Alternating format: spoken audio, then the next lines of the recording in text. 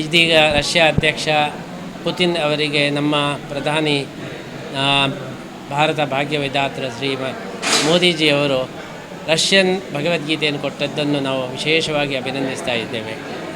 ಮೋದಿಜಿಯವರು ಎಲ್ಲಿ ಹೋದರೂ ಕೂಡ ಭಗವದ್ಗೀತೆಯನ್ನೇ ಅದನ್ನು ಉಡುಗೊರೆಯಾಗಿ ಕೊಡ್ತಾ ಇದ್ದಾರೆ. ಭಗವದ್ಗೀತೆ ಇದು ಇಡೀ ಜಗತ್ತಿಗೆ ಕೊಟ್ಟಂತಹ ಒಂದು ಅಮೂಲ್ಯವಾದಂತಹ ಒಂದು ಉಪಾಯನ, ಅದೊಂದು ದೊಡ್ಡ ಉಡುಗೊರೆ. ಆದ್ದರಿಂದ ಅದಕ್ಕಿಂತ ದೊಡ್ಡದಾದಂಥ ಉಡುಗೊರೆ ಬೇರೆ ಕೊಡಲಿಕ್ಕೆ ಸಾಧ್ಯ ಇಲ್ಲ.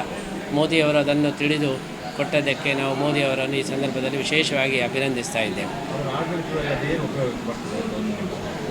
ಭಗವದ್ಗೀತೆಯ ಆದರ್ಶವನ್ನು ನಾವು ಪರಿಪಾಲನೆ ಮಾಡಿದರೆ ಆಡಳಿತವನ್ನು ಸುಗಮವಾಗಿ ಮಾಡಲಿಕ್ಕೆ ಸಾಧ್ಯ ಇದೆ. ಯಾಕೆಂದರೆ ಬರೇ ಸರ್ಕಾರದ ಆಡಳಿತ ಮಾತ್ರ ಅಲ್ಲ, ಕಂಪನಿಯ ಯಾವುದೇ ಆಡಳಿತವಾಗಲಿ ಸುಗಮವಾಗ್ತದೆ. ಯಾಕೆಂದರೆ ಕೃಷ್ಣ ಏನು ಹೇಳ್ತಾ ಇದ್ದಾನೆ, ಕರ್ಮಣ್ಯೇವಾಧಿಕಾರಸ್ಥೆ ಮಹಾಫಲೇಶು ಕದಾಚನ. ಪ್ರತಿಯೊಬ್ಬರೂ ಕೂಡ ಕೆಲಸದ ಕಡೆಗೆ ಗಮನ ಕೊಡಬೇಕು ಹೊರತು ಫಲದ ಕಡೆಗೆ ಗಮನ ಕೊಡಬಾರ್ದು. ಫಲದ ಕಡೆಗೆ ಗಮನ ಕೊಟ್ಟರೆ ಕೆಲಸ ಹಾಳಾಗ್ತದೆ, ಕೆಲಸದ ಕಡೆಗೆ ಗಮನ ಕೊಟ್ಟರೆ ಫಲ ತನ್ನಿಂದ ತಾನೇ ಬರ್ತದೆ.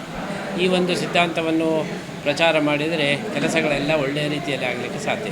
ಸೂರ್ಯಘರ್ ಮುಫ್ತ್ ಬಿಜ್ಲಿ ಯೋಜನೆಯಡಿಯಲ್ಲಿ ಸಾಂಪ್ರದಾಯಿಕ ವಿದ್ಯುತ್ ಮೇಲೆ ಅವಲಂಬನೆಯನ್ನು ಕಡಿಮೆ ಮಾಡಲು ಮನೆಗಳ ಮೇಲ್ಛಾವಣಿಯಲ್ಲಿ ಸೌರ ವ್ಯವಸ್ಥೆಯನ್ನು ಸ್ಥಾಪಿಸಲು ಅವಕಾಶ ನೀಡಲಾಗಿದ್ದು, ಸೌರ ಫಲಕವನ್ನು ಸ್ಥಾಪಿಸಲು ಮನೆ ಮಾಲೀಕರಿಗೆ ಬ್ಯಾಂಕ್ಗಳಿಂದ ಸಾಲ ಸೌಲಭ್ಯದ ಜೊತೆಗೆ ಸಹಾಯಧನವನ್ನು ನೀಡಲಾಗುತ್ತದೆ.